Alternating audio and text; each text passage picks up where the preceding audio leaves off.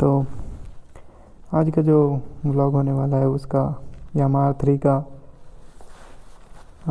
Ride review के ऊपर होने वाला है कि इसको राइड करने में कैसा है, मतलब राइड करने में कैसा। काफ़ी लोग का कमेंट आ रहा था मेरा ओनरशिप रिव्यू का, तो उस पर हम ठीक से बता नहीं पाए थे, तो इसमें बताएंगे कि ये राइड करने में कैसा है। तो फटाफट गाड़ी स्टार्ट कर लेते हैं।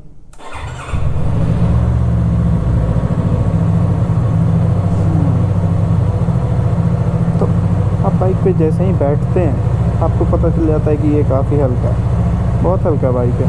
169 kg है, 175 kg तक है, मतलब 170 to 175 kg का वेट है, उससे ज़्यादा नहीं है। थोड़ा गाड़ी गर्म हो जाता है, फिर बाहर निकलते हैं और फिर आपको इसका राइड रिव्यू देते हैं अच्छे से। तो the moment you sit on the bike, जैसे ही आप लोग बाइक पे बैठते हैं तो मतलब पता चल जाता है कि काफ़ी हल्का बाइक है। प्लस जो इसका सीट हाइट है वो काफ़ी स्टैंडर्ड है, तो 5 फुट 2, 5 फुट 3 के ऊपर जितने भी लोग हैं वो इजीली बैठ पाएंगे। हम 5 फीट 7 है, तो मैं तो फ्लैट फुटेड ही रहता है। तो उसके बाद बात करते हैं कि अब इसका जो रेव रेंज है, ठीक है, बाइक बहुत लीनियर पावर डिलीवर करता है, बहुत ज़्यादा लीनियर। मतलब आपको पता नहीं चलेगा कि आप कितना स्पीड कैसे पकड़ लिए। मतलब ऑब्वियसली 80 90 अगर ये सब है तो मतलब ऐसे आपको फील नहीं होगा कि आप एकदम झटका में पहुँचे, अनलाइक ड्यूक्स, मतलब ड्यूक 390 में जैसा होता है। और आप देख सकते हैं कि अभी 5000 RPM है, 6000 RPM है, बाइक बहुत ही शांत है।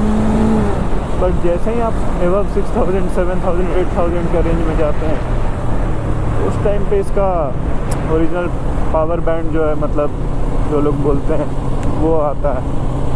उस टाइम पे बाइक थोड़ा एग्रेसिव हो जाता है। तो एग्रेसिव होने का मतलब ये नहीं कि बाइक कंट्रोल में नहीं रहता, इतना हल्का बाइक है कि कंट्रोल में ही रहता है, एनी टाइम कंट्रोल में ही आपके। मतलब आप इसको 130, 140, 150, 147 तक हम इसको लेके गए हैं, क्योंकि बेंगलोर में रोड वैसा नहीं है। और दूसरा बात करें सीट कंफर्ट का, तो जो ड्राइवर है उसका सीट काफ़ी कंफर्ट है। मतलब वो इतना कंफर्ट है कि आप उसको कितना भी दूर, कितना हम एक दिन चलाएं इसको, फिर भी ना हाथ में दर्द हुआ, ना मतलब ऑब्वियसली जहाँ बैठते हैं वहाँ दर्द हुआ, ना पीठ में दर्द हुआ, कहीं पे भी नहीं। बट जो पिलियन सीट है इसका वो एकदम कंफर्टेबल नहीं है, एकदम भी कंफर्टेबल नहीं है। मतलब 10-15 मिनट के बाद ही जो बैठा है वो अनकंफर्टेबल, अरे स्पीड ब्रेकर, अनकंफर्टेबल फील करने लगेगा। तो अभी 6000-7000 RPM तक कुछ नहीं, बट 7000 RPM के बाद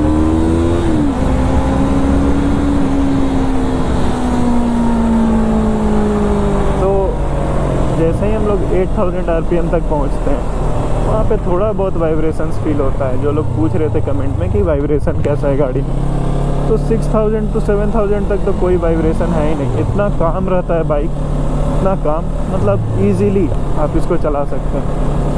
और जनरली 6000-7000 RPM पे ही बाइक चलता है। खैर बेंगलोर में तो इतना ही तक चलता है। अभी सुबह निकले हैं तो थोड़ा सा भगा भी पा रहे हैं, क्योंकि अभी कितना बज रहा है, ये इंडोनेशियन टाइम सेट है, तो अभी 6 बज रहा होगा, 7 बजने वाला है, सॉरी नहीं 6 बज रहा है, सॉरी 5 घंटा आ गया ना। हाँ, तो जैसे ही 8000 to 9000 RPM के ऊपर जाता है वहाँ पे थोड़ा सा वाइब्रेशंस फील होने लगता है। बट जैसे ही फिर वो गियर अप करते हैं, फिर जैसे RPM डाउन होता है फिर वाइब्रेशंस कम हो जाता है, फिर ऊपर करते हैं, मतलब फिर RPM बढ़ता है। तो जनरली हायर गियर में और हायर RPM पे थोड़ा कम नोटिसेबल है। बट जैसे थर्ड गियर पे अगर हम सेकेंड गियर, थर्ड गियर पे अगर हम इसको पूरा 11,000-12,000 RPM पे ले जाएंगे तो वहाँ पे थोड़ा वाइब्रेशंस फील होता है। बट जनरली अगर आप सिटी में तो नहीं चलाओगे उतना, हाईवे पे भी 9,000 10,000 तक भी ले जा रहे हो तो उस पर वाइब्रेशंस नहीं उतना है कि आपको मतलब लॉन्ग राइड पे हाथ दर्द कर जाए। तो ऐसा है इसका वाइब्रेशन का। और 11,000 पे 12,000 पे तो कोई भी, मतलब हमको इनलाइन 4 का नहीं पता कि वो वाइब्रेशन उसमें है भी कि नहीं है, पर इस पे 11,000 पे है। और हाँ, सॉकर्स का बात कर लेते हैं। इसका सॉकर जो है, ठीक है, स्पोर्ट्स बाइक है तो थोड़ा सा स्टिफ है। अगर ज़्यादा ख़राब रोड है तो वहाँ पे आपको थोड़ा सा मतलब लगेगा कि सॉकर थोड़ा स्टिफ है। जैसे बेंगलोर में जनरली रोड जो है वो थोड़ा सा कहीं कहीं पे गड्ढा है, कहीं मतलब बेंगलोर में क्या है कि रोड में गड्ढा नहीं है, गड्ढा में रोड है, तो वहाँ पे थोड़ा बहुत स्टिफ फील होता है। और कमेंट में आप ज़रूर बताना कि अगर मतलब कोई भी अगर आपका डाउट जो है वो क्लियर नहीं हो पाया तो, या आपको कोई डाउट है तो फील फ्री टू कमेंट। हाँ, तो जो भी बात करें इसका इंजन हीटिंग का, तो इंजन बहुत ज़्यादा तो हीट होता, मतलब अभी बेंगलोर में क्या है कि मौसम थोड़ा ठंडा है तो अभी तो हीट होता ही नहीं है, और गर्मी में भी थोड़ा ही हीट होता है क्योंकि ऑब्वियसली 30 to 35 डिग्री जैसा चला जाता है गर्मी होता है तो भी, तो उसमें भी उतना हीट तो नहीं होता है। हम इसको हाफ़ पैंट और चप्पल में चलाते हैं। अगर हम अपने दोस्त के यहाँ जा रहे हैं तो अपने घर से हम हाफ़ पैंट और चप्पल में, हाफ़ पैंट तो पता नहीं, शॉर्ट्स में चलाते हैं, तो हमको तो ऐसा पैर पे फील नहीं होता है। अगर मतलब बेंगलोर में कैसा ट्रैफिक है कि अगर मतलब चलता है रुकता है और ज़्यादा टाइम तक रुके रहता है तो वहाँ बंद कर सकते हो, बट जो चलने और रुकने वाला ट्रैफिक भी है तो उसमें भी एज सच हीट नहीं होता है।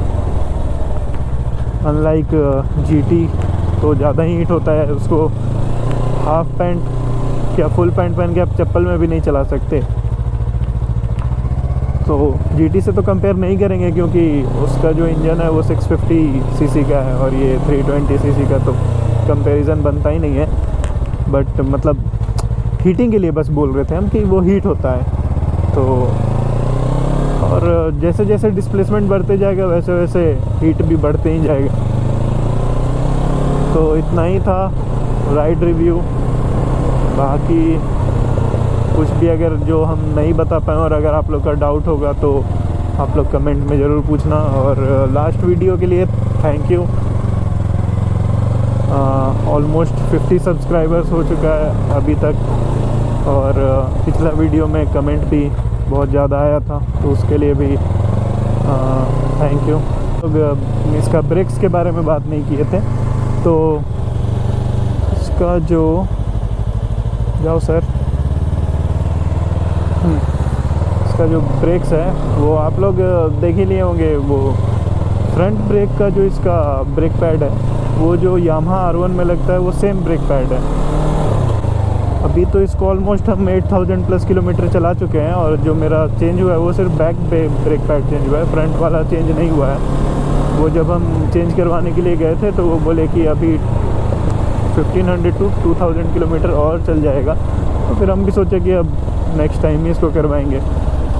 तो इसका जो फ्रंट ब्रेक का बाइट जो है वो बहुत अच्छा है। पिछला ब्रेक का भी अच्छा ही है, बट जनरली पिछला ब्रेक तो कमज़ोर ही होता है। तो अब ऐसा नहीं कि मेरा मिटियोर जैसा है कि ऐसे मारे और फिर रुक गया, वैसा नहीं है। पर फ्रंट ब्रेक का मतलब फ्रंट ब्रेक बहुत अच्छा है इसका, वो लिटरली ऐसे मारने पे ही रुक जाता है। तो वो एक चीज़ था जो बताना था, जो हम भूल गए थे बताना। और भी अगर हम कुछ भूल रहे हो तो कमेंट में ज़रूर याद करा देना, हम या फिर पूछ लेना, हम वहाँ पे बता देंगे। तो ठीक है, थैंक यू।